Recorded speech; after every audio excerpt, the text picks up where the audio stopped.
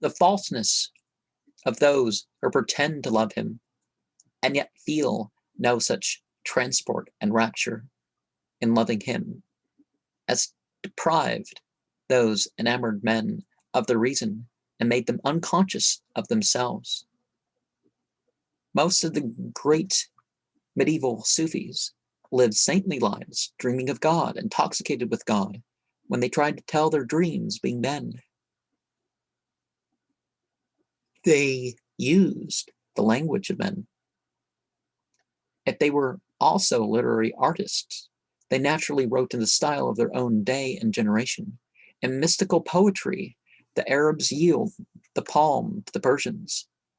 Anyone who would read The Secret of Sufism, no longer encumbered with theological articles, nor obscured by metaphysical subtleties, let him turn to Attar, Jalaluddin Rumi, and Jami, whose works are partially accessible in English and other European languages. To translate these wonderful hymns is to break their melody and bring their soaring passion down to earth. But not even a prose translation can quite conceal the love of truth and the vision of beauty which inspired them. Listen again to Jalaluddin. He comes, a moon whose like the sky ne'er saw, awake or dreaming, crowned with eternal flame, no flood can lay. Lo, from the flagon of thy love, O Lord, my soul is swimming, and ruined all my body's house of clay. When first the giver of the grape my lonely heart befriended, wine fired my bosom, and my veins filled up. But when his image all mine eye possessed, a voice descended, well done, O sovereign wine and peerless cup. The love thus symbolized is the emotional element in religion, the rapture of the seer, the courage of the martyr, the faith of the saint, the only basis of moral perfection and spiritual knowledge. Practically, it is the same that the self-renunciation and self-sacrifice, the giving up of all possessions, wealth, honor, will, life, and whatever else men value, for the beloved's sake, without any thought of reward. I have already referred to love as the supreme principle in Sufi ethics, and now let me give some illustrations.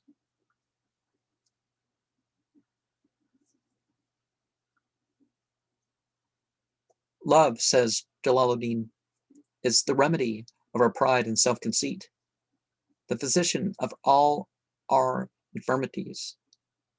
Only he whose garment is rent by love becomes entirely unselfish.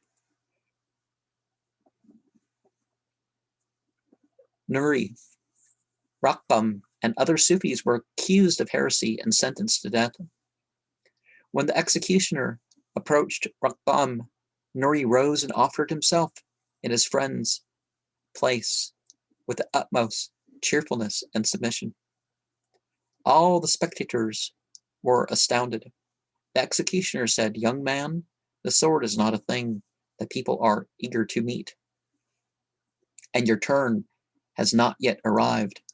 Nuri answered, "My religion is founded on unselfishness. Life is the most precious thing in the world. I wish to sacrifice for my brethren's sake the few moments which remain." On another occasion, Nuri was overheard praying as follows: "O Lord, in thy eternal knowledge and power and will, thou dost punish the people of hell whom thou hast created, and if it be thy inexorable will to make hell full of mankind, thou art able to fill it with me alone, and send them to paradise." In proportion as the Sufi loves God, he sees God in all his creatures, and goes forth to them in acts of charity. Pious works are not without love. Cheer one sad heart, thy loving deed will be more than 1,000 temples raised by thee. One free man, whom thy kindness hath enslaved, outweighs by far 1,000 slaves set free. The Muslim legend of the saints abounds in tales of pity shown to animals, including the despised dog. Well, Islam doesn't actually despise the dog, just the dog has its role. Birds and even insects. It is related that Bayezid purchased some cardamom seed at Hamadan, and before departing, put into his gabardine a small quantity, which was left over. On reaching Bistam and recollecting what he had done, he took out the seed and found it contained a number of ants, saying, "I've carried the poor creatures away from their home." He immediately set off and journeyed back to Hamadan, a distance of several hundred miles. This universal charity is one of the fruits of pantheism. God's presence and God being omnipresent doesn't mean that everything is God.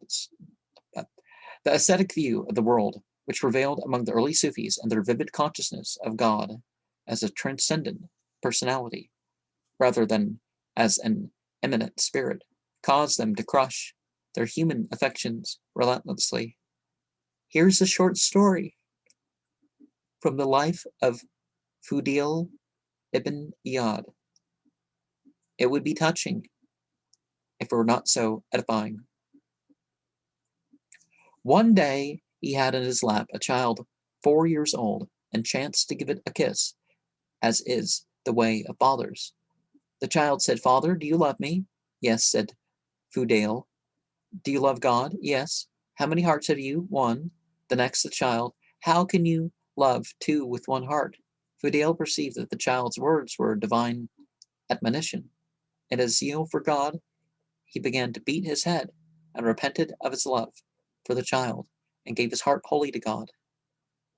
You don't have to abuse yourself, but the higher Sufi mysticism, as represented by Jalaluddin Rumi, teaches that the phenomenal is a bridge to the real. Whether it be of this world or of that, thy love will lead thee yonder at the last.